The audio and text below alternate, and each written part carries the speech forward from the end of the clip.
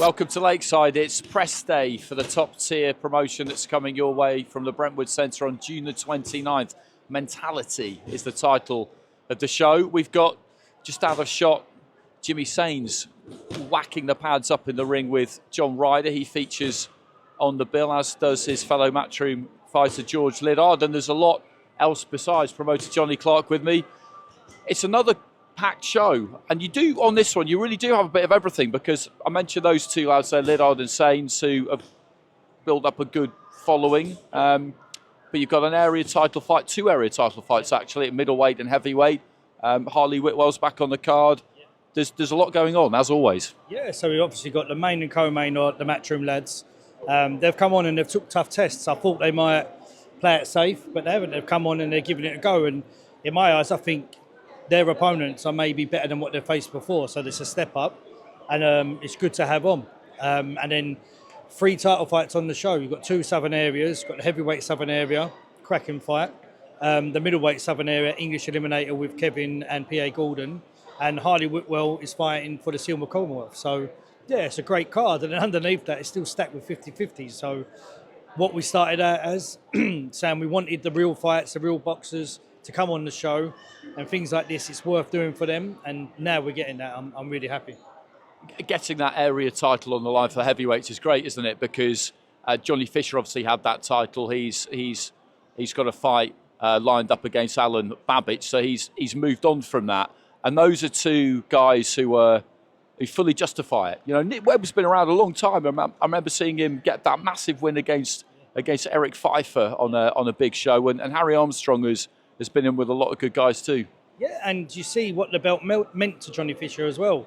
It was hard for him to let go of, if I'm being honest. And he wears it with pride, and it shows it's a great stepping stone from there. Like fighting Babbage, it's a big step up for him, but it's a big payday as well, obviously. It is headline as well, isn't it, I believe? So that's what you do. You use the southern area to push yourself up. And these boys, they both know. I think they've won a few, but they've also lost a few. So coming against each other, fighting for the southern area and push themselves back up there. Who knows? Maybe the winner could go on and fight Johnny Fisher again. So, yeah, it's a great fight in my eyes. Yeah, the middleweight fight's a good one too, because you know, you look at those two. Paul Gordon was 5-0, kind of all learning fights, hadn't really boxed anyone, and then took the area title fight. Hard fight, but came through it. And Kevin Revell, we know all about him. He just loves a challenge, doesn't he? He loves a tough fight, and he will look at Gordon and feel like that's definitely a winnable fight for him. Yeah, I think he'll feel more tested and feel more confident, because he knows when it's going the other way, what you have to do to dig deep to get in there, and he knows that he's lost, so he's not too bothered about losing. Like he says, I'm showing my son that you can get knocked down, how to get back up, how to conduct yourself, turn yourself, your mentality round. And the show, if I'm being honest, was named after Kevin. His mentality to then get the title shot, and my mentality switched in the last show on a couple of business ideas for the show. So that's what the show was named around, me making that fight. And you do need people kind of boxing on your shows who think the same way that you do, because otherwise it's not really going to work, is it? Everybody needs to be sharing that mindset of, okay, listen, I will take a challenge, I will roll the dice, because if you're going to get anywhere without getting too deep in life generally, you do have to be prepared to roll the dice, and it won't always go your way. And listen, I had a call from a manager yesterday, and he said, the niche in the market that you've got is brilliant. I understand what you've done. I've been asking people to do it for a very long time. And imagine if you've got 2 boxers that are good enough for TV, paydays, but they haven't quite got it yet. Well, what you got to do, they've got to fight each other, and they've got to fight somewhere to get up to there, in my eyes. So they come on a show like mine, and I give them that platform. But don't get me wrong, the winner can go on, or you can stay on mine. But the loser will still be looked after as well, because as Kevin will tell you, win or lose, you get looked after, treated the same. And I'm thankful that they step through the ropes and put on like their career on the line. And like you said, they have to have the same mentality as me. Win, lose or draw. As long as you turn up, you do your tickets correctly, you do the promo, you do your interviews, and you act, with a bit of decor, then I'm happy to keep you on.